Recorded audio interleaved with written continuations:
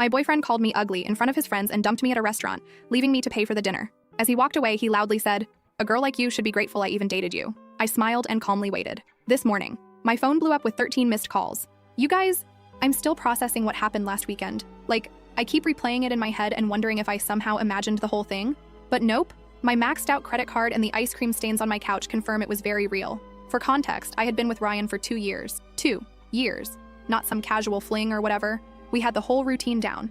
Netflix marathons on Sundays, awkward holiday dinners with both families, even that weird couples yoga class he insisted on trying, which we both sucked at, TBH. Things weren't perfect between us. Are they ever? But I thought we were solid. We had talked about maybe moving in together this summer. He had these little annoying habits, leaving his socks literally everywhere, texting during movies, and making these helpful comments about my appearance. Stuff like, "That shirt makes your arms look bigger," or, "Have you thought about trying a different hairstyle?" I always brushed it off as him being honest. Past me was such a doormat. So last Friday, Ryan texted me about this dinner with some work friends. He's never really included me in his work life before, always saying it wasn't professional or whatever. So I was actually excited. I even went shopping for a new outfit, RIP my budget, and spent forever getting ready.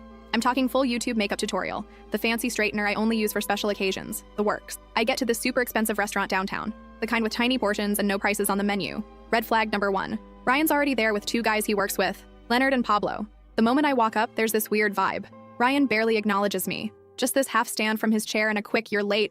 I was literally 2 minutes late because parking was impossible. I sit down and he looks at my outfit and goes, "Oh, you wore that?" Not quietly either. His friends exchange this look and I immediately feel my face getting hot. For the record, I was wearing a dark blue dress that I thought looked nice, nothing crazy or inappropriate. I try to laugh it off is there a dress code I missed? But he just shrugs and says they already ordered appetizers. Cool. The next hour is basically Ryan talking about work stuff I don't understand while his friends nod along. Whenever I try to join the conversation, Ryan either talks over me or explains why I'm wrong about whatever I just said. At one point, I mentioned something about a customer at my store, and Ryan interrupts with, "She doesn't really get how things work in the real business world with this dismissive wave. Retail isn't a real job? I've been a manager for 3 years." I'm sitting there getting more uncomfortable, wondering if Ryan's always been this condescending and I just never noticed, or if he's showing off for his friends. Either way, not a great look. Then Leonard asks how we met, and I start telling the story about how his coworker Vanessa is my best friend and introduced us. Ryan cuts me off mid-sentence and says, "Yeah, Vanessa felt bad for her. I was doing a favor, really." Then laughs. You guys. My stomach literally dropped. That's not even close to how it happened. Vanessa had actually warned me about Ryan's ego before setting us up, but said he was a good guy underneath it all. Spoiler alert, he wasn't. I excuse myself to the bathroom, mostly so I don't cry in front of them. I'm in the stall texting Vanessa "UTF is happening?" when I get a notification that Ryan just tagged himself at this restaurant on Instagram with boys' night out. I'm not even there. Vanessa calls me immediately, but I send her to voicemail because I don't want the guys to hear me crying. I splash some water on my face, fix my makeup, and give myself this sad little pep talk in the mirror about getting through dinner with dignity.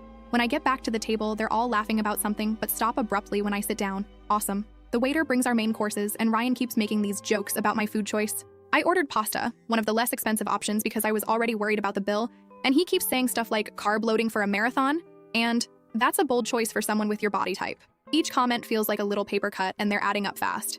At this point, I'm barely eating, just pushing food around my plate and counting the minutes until I can leave. Then Pablo asks Ryan about some presentation, and Ryan launches into this whole story about how his boss loved his ideas, and he's basically running the whole project now. Something clicks in my brain. The week before, Ryan had been stressing about this same presentation, saying his portion was only 5 minutes and he was nervous. Now suddenly he's the star? It's like he's living in some alternate universe where he's the main character. Then the bill comes. The waiter sets it on the table, and Ryan picks it up, looks at it for a second, then slides it over to me. I think he's just showing me the total. But then he says, and I will never forget this, "You know what? I don't think this is working." I stare at him, waiting for the punchline. There isn't one. "I've been trying to make this work, but I'm just not attracted to you anymore. I think we should break up." In the middle of a restaurant, in front of his friends, after 2 years together. Who does that? I'm completely blindsided. Are you serious right now? This is how you want to do this? He stands up, grabs his jacket, and says, I still get a knot in my stomach thinking about it. "A girl like you should be grateful I even dated you this long. You're not exactly a prize." Then he and his friends just left. They all walked out together, laughing, leaving me sitting there with a $347 bill for all their stupid Wagyu appetizers and fancy cocktails. The waiter came over with this look of pity that made everything 1,000 times worse. I paid the bill with my credit card, which I'm still paying off from Christmas, yay, and somehow made it to my car without completely falling apart. I called Vanessa from the parking lot sobbing so hard she couldn't understand me at first. She came straight to my apartment with a pint of Ben & Jerry's and a bottle of wine. The real MVP. Between ugly crying and stress eating cookie dough, I told her everything. She was livid. Like, I had to talk her out of driving to Ryan's place and causing a scene. That's when she got weird. She kept asking questions about what Ryan had said about work, the project he mentioned, his role in the company. Finally, she was like, "Sabrina, I don't know how to tell you this, but Ryan isn't who he says he is at work." Turns out, Ryan isn't some hotshot marketing guy about to get promoted. He's an assistant who makes coffee runs and schedules meetings. All those business trips? Complete fabrications. The big presentation? He was just doing the slides for the actual team. The fancy title on his LinkedIn? Total fiction. I felt like such an idiot. For 2 years, this guy had been lying about basically everything, and I never questioned it. What else had he been lying about? That night after Vanessa left, I went into full detective mode. I scrolled back through our text history, our photos, everything. So many inconsistencies I'd missed. Comments about money that didn't add up. Times he had to work late, but his location showed him across town. I couldn't sleep. I kept replaying that moment in the restaurant, how small he made me feel, how humiliated I was. At like 3 a.m., I get a text from a number I don't recognize. "Hey, it's Cody from Ryan's office. Vanessa gave me your number. There's some stuff you should know." That's when things got really interesting. First update. First, thank you all so much for the supportive comments on my last post. I literally cried reading some of them, in a good way. A lot of you asked for an update, so here's what happened next in this absolutely wild situation. So after finding out from Cody, who works with Ryan, that my boyfriend of 2 years had basically been living in a fantasy world of his own creation, I spent the next few days in that gross post-breakup fog. You know the one, where you're alternating between crying into a pint of ice cream and angrily scrolling through old photos wondering if any of it was real. My apartment looked like a disaster zone. Dishes piled up, laundry everywhere, and approximately 7 empty DoorDash bags because cooking felt impossible. The worst part was that I kept having these moments where I'd think of something funny to text Ryan, then remember what happened, and it was like being dumped all over again. My brain was literally stuck in a loop of, did that actually happen? And how did I not see this coming? I'd also been avoiding social media because I just knew Ryan would post something annoying. But Wednesday morning, I finally caved and checked Instagram. Sure enough, there was Ryan with some gym selfie captioned, "Level up, know your worth." The audacity. I nearly threw my phone across the room. Vanessa came over that evening with takeout and found me wrapped in my comforter like a sad burrito. She's been amazing through this whole thing, making sure I eat actual food, listening to me rant about the same things over and over, and not once saying, "I told you so," even though she had her suspicions about Ryan from the beginning. While we were eating, Vanessa showed me her texts with Cody. Apparently, they'd been talking a lot, and he had tea to spill. According to Cody, Ryan had been telling everyone at work that he dumped me because I was clingy and always talking about marriage. What? I was not the one who made a Pinterest board called Future Home Ideas. Yes, Ryan actually had one of these, which he claimed was research for some work project. Then Cody dropped the real bombshell. Ryan wasn't just lying about his job title. He was currently on probation for taking credit for other people's work and might actually get fired soon. All those late nights working, he was frantically trying to fix mistakes before anyone noticed. Those business trips? Complete fiction. I was still processing all this when my phone rang. It was Tina, Ryan's mom. I almost didn't answer. Awkward, but figured I should be an adult about this. Tina has always been super sweet to me, like, remembers my birthday and actually asks questions about my life, kind of sweet. She sounded concerned and asked if everything was okay between me and Ryan. Apparently, he told his family we had a little fight, but everything was fine. A little fight? The man publicly humiliated me, dumped me in front of his friends, and stuck me with a massive bill. I tried to keep it vague, saying we were taking some space because I didn't want to put her in the middle. Then she mentioned Ryan's birthday dinner on Saturday and how the whole family was looking forward to seeing me there. You guys, I nearly choked on my lo mein. Ryan had told his family we were still together and that I was coming to his birthday dinner. The dinner was at his parents' house, and apparently, he'd told them we had big news to share. After hanging up, I sat there in shock while Vanessa looked at me like I'd grown a second head. She was like, is he delusional or just a pathological liar? Honestly, I was wondering the same thing. That's when we came up with the plan. I wasn't going to just ghost his family. They'd always been kind to me, and they deserved to know what kind of person Ryan really was. But I also wasn't going to cause a scene or be vindictive. I would simply attend the dinner as invited and let the truth come out naturally. The next day, Cody met me for coffee. Slightly awkward since we'd only met through Ryan, but he turned out to be really chill. He confirmed everything and added even more details about Ryan's work lies. The team Ryan claimed to lead was actually just him and 2 interns.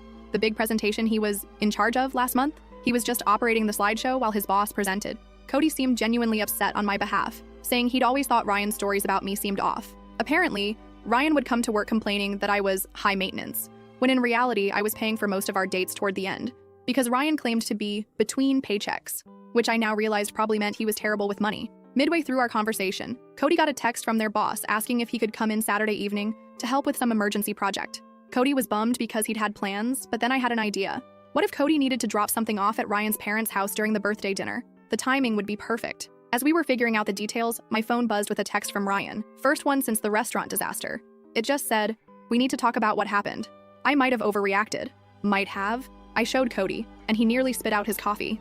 Overreacted is when you get annoyed about someone being late, not when you publicly humiliate your girlfriend of 2 years and stick her with a $300 bill. I didn't respond. Let him sweat. The next 2 days were a blur of preparation. I wasn't going to this dinner unprepared. I dug through old texts, finding all the lies, dates when he claimed to be at work conferences that didn't exist, stories about coworkers that Cody confirmed were fabricated, even photos Ryan had posted of himself at work events that were actually just downloaded from the company website. Friday night, Vanessa came over to help me pick an outfit.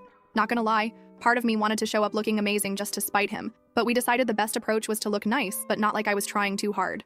We settled on a simple black dress that Ryan once said made me look average, which now I realize was his weird neg attempt because I got compliments whenever I wore it. I barely slept Friday night. What if this backfired? What if his family took his side? What if I froze up and couldn't go through with it? By Saturday morning, I had chewed my nails down to nothing and gone through about 17 different scenarios in my head. Around noon, Ryan texted again, "Looking forward to seeing you tonight. Wear something nice. My parents are excited." I didn't respond to that either. Let him think whatever he wanted. I spent the afternoon getting ready with a weird mix of dread and anticipation. Vanessa helped me with my hair and gave me a pep talk when I started to lose my nerve. At 5:30, I got in my car and headed to his parents' house. I had to pull over once because my hands were shaking too much to drive safely. I sat there for a minute, doing those breathing exercises from that meditation app I downloaded months ago, but never actually used. What was I doing? Was this crazy? Maybe I should just block Ryan on everything and move on with my life like a normal person? But then I thought about him sitting there at his birthday dinner, probably telling everyone some fake version of our relationship, maybe even making himself the victim somehow.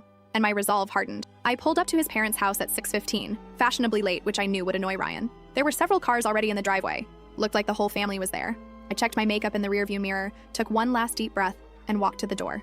Ryan's dad opened it with a big smile and a hug, ushering me inside. The house smelled like Tina's famous pot roast, and for a second I felt a pang of sadness. I genuinely liked Ryan's family, and this would probably be the last time I'd see them. I rounded the corner into the living room, and there was Ryan, drink in hand, mid-laugh at something his cousin said. He froze when he saw me, clearly not expecting me to actually show up, despite what he'd told his family. The look on his face was, well, priceless TBH. For a split second, panic flashed across his features before he composed himself and came over with this fake smile. He gave me a stiff hug and whispered, "You actually came. We need to talk privately." I just smiled and said loud enough for everyone to hear that I wouldn't miss his birthday for anything, especially since he'd been telling everyone we had big news to share. The color drained from his face. Tina clapped her hands excitedly and asked if this was what she thought it was. Ryan's sister gave me a knowing look. His dad started joking about finally getting grandkids. Ryan gripped my elbow a little too tight and tried to steer me toward the hallway, but his mom called out that dinner was ready and everyone needed to sit down. As we all took our seats around the dining table, with Ryan nervously watching my every move, my phone buzzed with a text from Cody. On my way. 15 minutes out. Ryan leaned over and hissed, "What are you doing here?" I thought after the restaurant. I just smiled sweetly and said loud enough for everyone to hear, "Oh, I wouldn't miss the chance to tell your family about what happened at that restaurant, Ryan. I'm sure they'd love to hear that story." The look of absolute panic on his face as his mom started bringing out the food, worth every second of anxiety it took to get there. Game on. Second update. I'm finally ready to share what happened at Ryan's birthday dinner. Sorry for the delay. I needed a mental health day after all this drama. Plus my Wi-Fi has been acting up because my neighbor borrowed my password and apparently downloaded the entire internet. Where did we leave off? Right. Me sitting at the dinner table with Ryan's family while he panicked about what I might say. So there I was, surrounded by Ryan's family, his parents Tina and Ralph, his sister Kayla, his grandma, and 2 cousins whose names I always mix up. The table was loaded with Tina's famous pot roast, those buttery mashed potatoes I've literally dreamed about, and a fancy salad that nobody was going to eat but everyone would pretend to appreciate. The first 20 minutes were straight up awkward. Ryan kept trying to control the conversation while shooting me these warning glances. I just smiled and passed the bread rolls, enjoying the way his left eye twitched every time I opened my mouth. Petty? Maybe. Satisfying? Absolutely. Tina kept the conversation flowing, bless her. She asked about my family, my job, the usual small talk. When she mentioned how proud they all were of Ryan's big promotion, I nearly choked on my water. I glanced at Ryan, whose face had gone the exact shade of the beets on the table. Ryan jumped in, talking about how his team was crushing their targets and how his boss was practically grooming him for senior management. I just nodded along, watching him dig himself deeper with each word. Ralph, who's always been the quiet type, suddenly asked Ryan about the Johnson account. Apparently, Ryan had been telling his dad about some huge deal he was supposedly leading. Ryan's answer was so vague it could have been a horoscope. Something about strategic pivots and leveraging core competencies that literally meant nothing. His sister Kayla caught my eye across the table. She's always been the skeptical one in the family, the type to Google facts during arguments and call people out on their BS. She raised an eyebrow at me like, "Is he for real right now?" That's when Tina brought up the future. She asked us about our big news and whether it had anything to do with us taking the next step. Ryan nearly dropped his fork and mumbled something about it not being the right time to discuss it. His grandma, who has zero filter and is my absolute favorite person in his family, cuts in with, "So are you two moving in together or what?" Because Ryan said you were looking at apartments together. Again, news to me. The furthest we'd gotten in that conversation was me once saying, maybe we should think about combining our Netflix accounts to save money. Ryan tried steering the conversation back to himself, talking about how his boss had given him a company card for business expenses. I couldn't help myself. I asked what kind of expenses he was authorized to approve. He stammered something about client dinners and team outings. That's when I casually mentioned, oh, speaking of dinners, Ryan took me to this amazing restaurant last week. What was it called again, honey? The one where you met up with Leonard and Pablo? The color drained from his face faster than my phone battery on TikTok. Seriously, my phone can't handle more than 20 minutes of scrolling before dying. Anyone else? Before he could respond, the doorbell rang. Perfect timing. Tina went to answer it, and I heard her delighted, oh, Cody, what a surprise. Ryan looked like he might actually pass out. Cody walked in with a folder, all professional in his button-up shirt. He apologized for interrupting the birthday dinner, but said he had some work documents Ryan needed to sign urgently for Monday morning. Tina, being the perfect host, immediately invited him to join us for cake later. Ryan tried to usher Cody toward the front door, but Ralph insisted they could handle work stuff right there at the table since we're all family here. Cody sat down in the empty chair beside me, which I'd strategically saved NGL. Ryan was gripping his fork so hard I thought it might bend. That's when Ralph asked Cody how the big presentation went, the one Ryan had apparently been leading. Cody looked confused for a second before catching on. He glanced at me, then at Ryan, and I could see him making a decision. Cody said the presentation went well, but clarified that their boss had delivered it, with Ryan and the team providing support. Ralph looked confused and said that wasn't how Ryan had described it. I jumped in, because I'm messy like that, and asked Cody about Ryan's promotion. Poor Cody looked so uncomfortable, caught between loyalty to a coworker and not wanting to lie to an entire family. He fidgeted with his napkin and said something vague about company restructuring. Ryan interrupted with this fake laugh and tried changing the subject to sports or whatever, but his sister wasn't having it. She asked Cody point blank what Ryan's current title was. The silence that followed was like that moment when you drop something in a public bathroom. Everyone hears it. No one wants to acknowledge it. Cody looked at Ryan, who was silently pleading with his eyes, then at me. I nodded slightly. He cleared his throat and said that Ryan was an administrative assistant in the marketing department.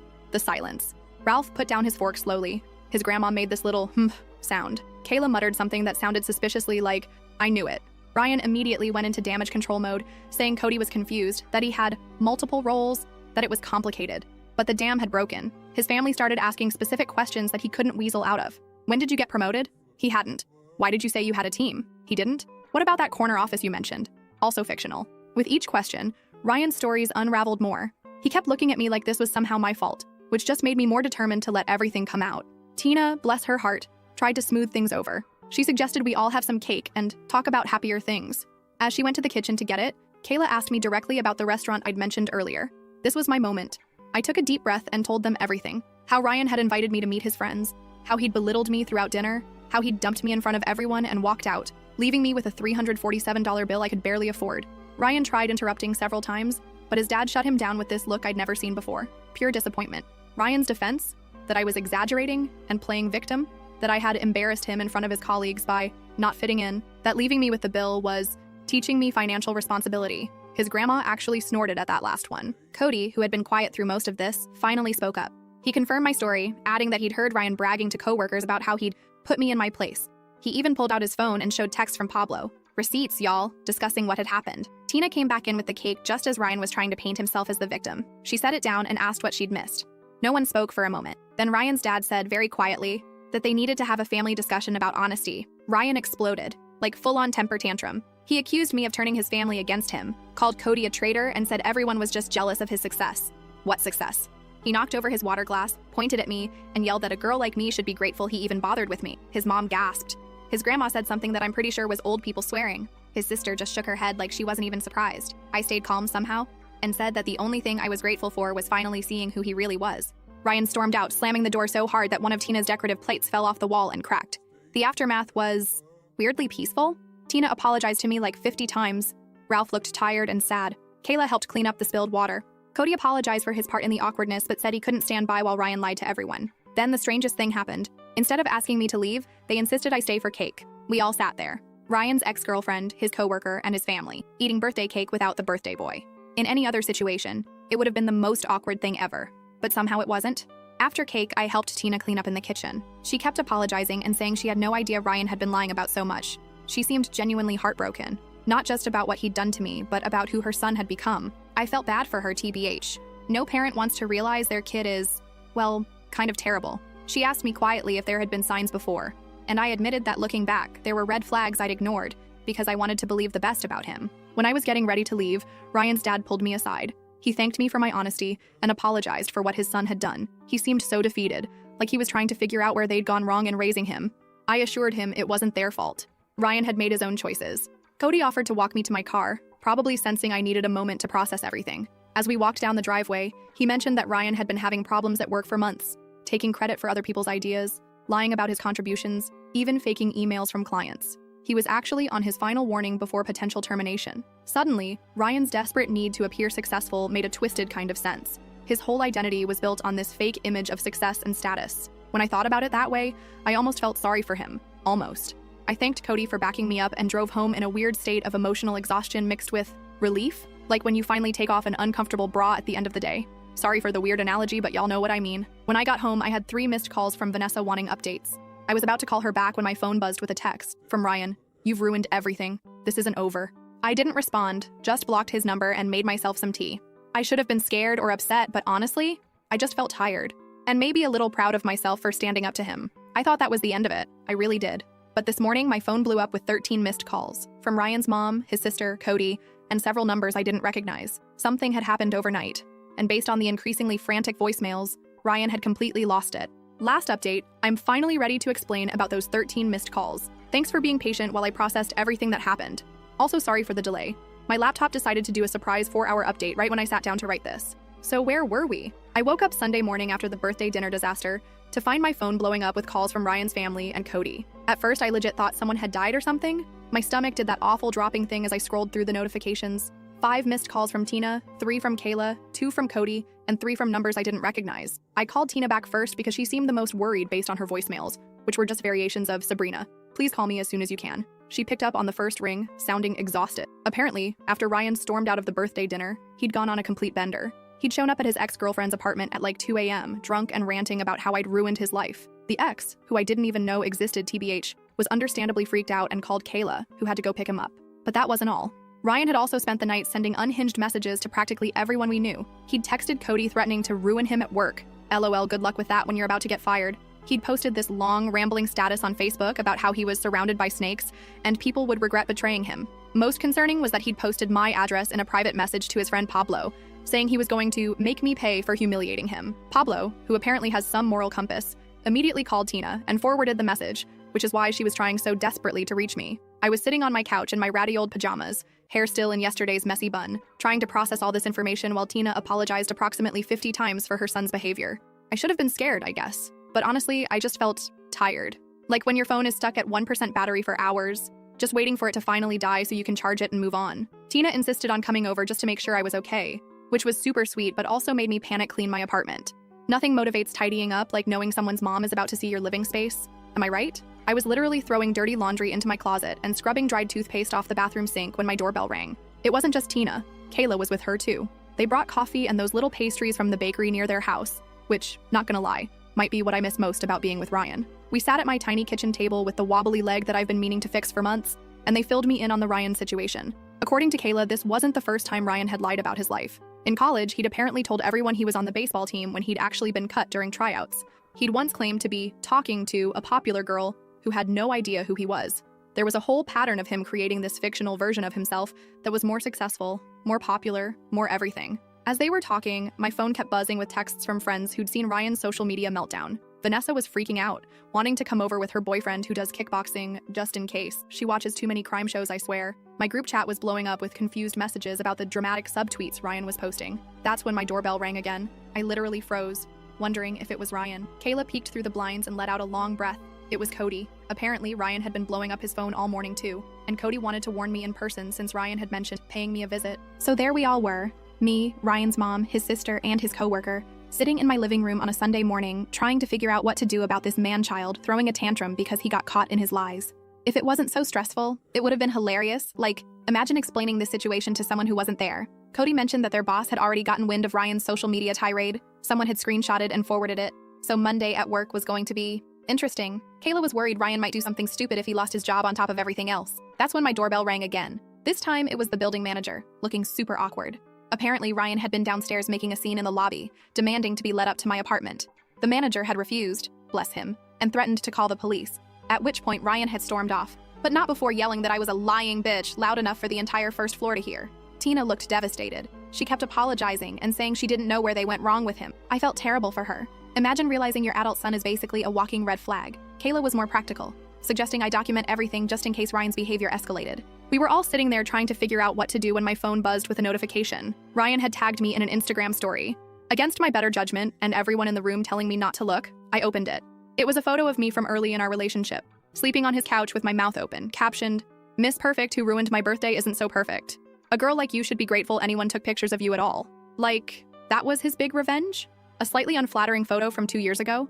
I actually laughed out loud, which wasn't the reaction Tina was expecting. But honestly, if that was the worst he could do, I was going to be fine. Just as we were discussing next steps, there was a loud pounding on my door. We all jumped. Then we heard Ryan's voice, slurring slightly. "I know you're in there. Open the door." Cody immediately stood up like he was going to confront Ryan, which was sweet, but unnecessary. I was already calling the building security guard, perks of a slightly more expensive apartment building. Ryan kept pounding and yelling, and I could hear my neighbor's door open as she came out to see what the commotion was about. By the time security arrived, Ryan had moved on to kicking the door. The security guard didn't mess around. He told Ryan to leave or he'd call the police. There was some back and forth that I couldn't quite make out, then silence. The guard knocked gently and let me know Ryan had left the building but was still in the parking lot, possibly waiting. Tina was mortified. She insisted on going down to deal with her son herself. And honestly, I was happy to let her. She was so upset that Ralph, Ryan's dad, had to come pick them both up. The whole situation was just sad. After they left, Cody and I sat on my couch in stunned silence for a bit. He finally broke it by asking if I had any alcohol, which felt like the appropriate response to the morning we'd had. We split a bottle of wine I'd been saving for a special occasion, and this definitely counted. By the time Cody left, it was late afternoon, and I was emotionally exhausted. Vanessa came over and stayed the night, just in case Ryan decided to make a return appearance. He didn't, thankfully. We ordered pizza, watched bad reality TV, and tried to process the absolute soap opera my life had become. The next few weeks were, well, an adjustment.